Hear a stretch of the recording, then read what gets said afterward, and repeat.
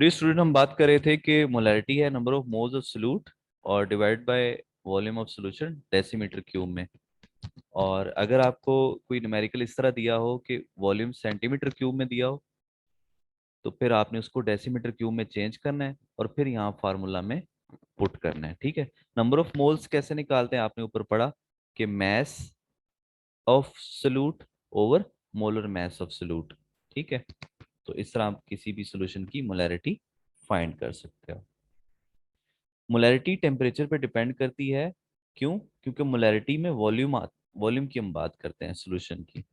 क्योंकि वॉल्यूम नीचे है, ओवर में नीचे है, तो टेम्परेचर इंक्रीज करने से वॉल्यूम इंक्रीज होगा ना। वॉल्यूम चीजें फैलती हैं, तो फिर वॉल्यूम इंक्रीज होगा तो मोलैरिटी डिक्रीज हो जाएगी, बिकॉज मोलैरिटी और वॉल्यूम इनवर्सली प्रोपोर्शनल आ रहे हैं। ठीक है बच्चों, तो ये टेम्परेचर पे डिपेंड करती है।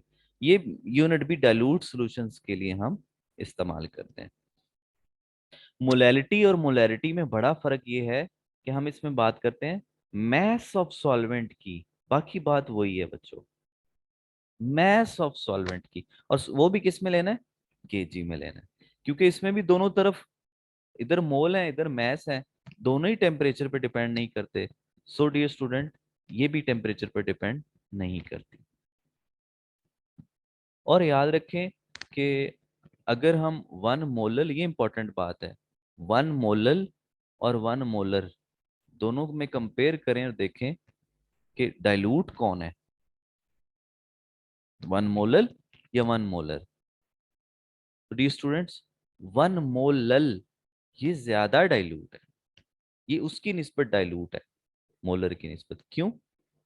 क्योंकि वन मोलल में हम क्या कहते हैं, वन मोलल का क्या मतलब होगा कि हमने एक मोल जो सॉल्यूट है उसको 1 किलो सॉल्वेंट में हल किया हुआ है।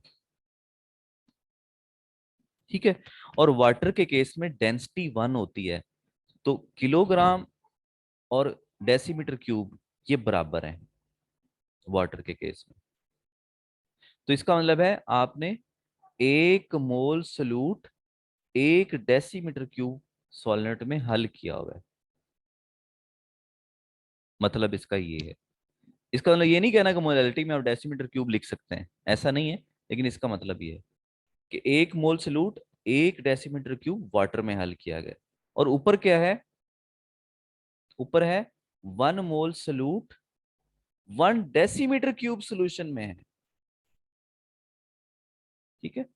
वन मोलैरिटी का क्या मतलब होगा कि 1 मोल सॉल्यूट 1 डेसीमीटर क्यूब सोल्यूशन में। तो यहाँ ओवरऑल वॉल्यूम सॉल्यूशन का है, तो इसमें सॉल्वेंट का भी वॉल्यूम होगा और सॉल्यूट का भी वॉल्यूम होगा, दोनों का मिला के 1 डेसीमीटर क्यूब बन रहा है।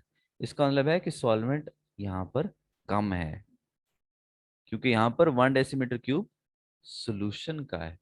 और सॉल्यूशन में कौन आता है? सॉल्यूट भी और सॉल्वेंट भी। सो सॉल्वेंट का फिर मैस जो है वो 1 से कम होगा, तो इसलिए यहाँ सॉल्वेंट कम है और इधर सॉल्वेंट ज्यादा है। तो आपको पता ही है, जिस सॉल्यूशन में सॉल्वेंट ज्यादा हो वो सॉल्यूशन डाइल्यूट होता है।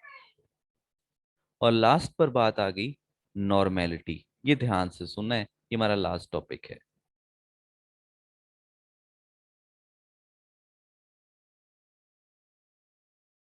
ठीक है।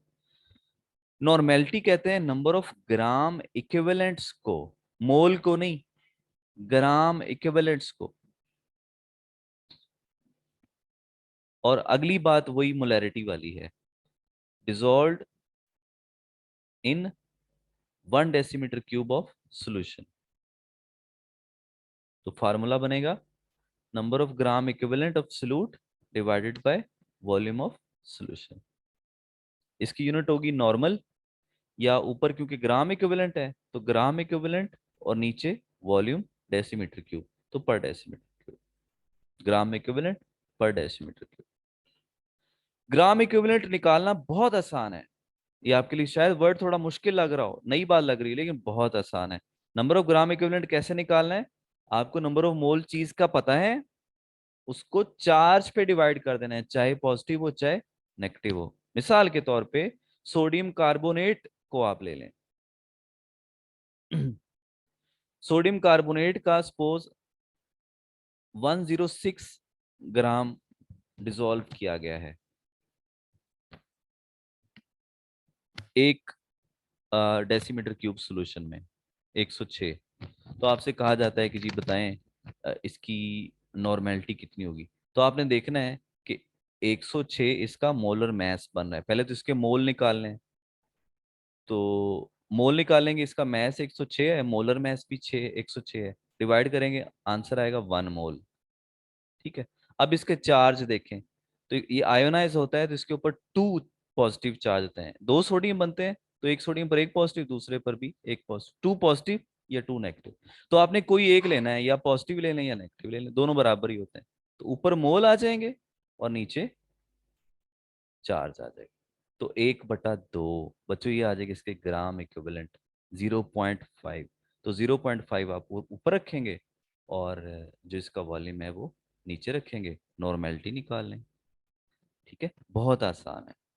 मैस आपको दिया है, आपने मोल निकाल लेने हैं, और मोल को आपने किस पे डिवाइड कर देना है? चार्ज पर डिवाइड कर, चाहे पॉजिटिव वाला लें चाहे नेगेटिव वाला लें। तो वो क्या आ जाएगा? Gram equivalent. ग्राम इक्विवेलेंट को ऊपर रखो और वॉल्यूम पे डिवाइड कर दो, वॉल्यूम ऑफ सॉल्यूशन। हाँ सर, सिंपल। ठीक है बच्चों, ये हमारा था आज का टॉपिक। और एक बात मैं लास्ट बता दूं, एक चीज होती है इक्विवेलेंट मैस। जैसे नंबर ऑफ ग्राम इक्विवेलेंट है, इसी तरह ये कैसे निकालते हैं? नंबर ऑफ मोल को चार्ज पे डिवाइड कर दें। इसी तरह इक्विवेलेंट मैस कैसे निकालते हैं? मोलर मैस को चार्ज पे डिवाइड कर दें। ये एक एडिशनल बात ऐसे ही बताई है, ये भी आपको पता होनी चाहिए। तो ये था हमारा आज का लेक्चर ये students. Thank you very much for listening. थोड़ी बीच में ब्रेक हुई, उसके लिए हम माजरत करते हैं, नेट थोड़ा ड्रॉप हो गया। तो thank you very much for attending today's lecture. आपको कोई प्रॉब्लम्स, कोई क्वेश्चंस हो तो आप मुझे व्हाट्सएप कर सकते हैं। Thank you very much.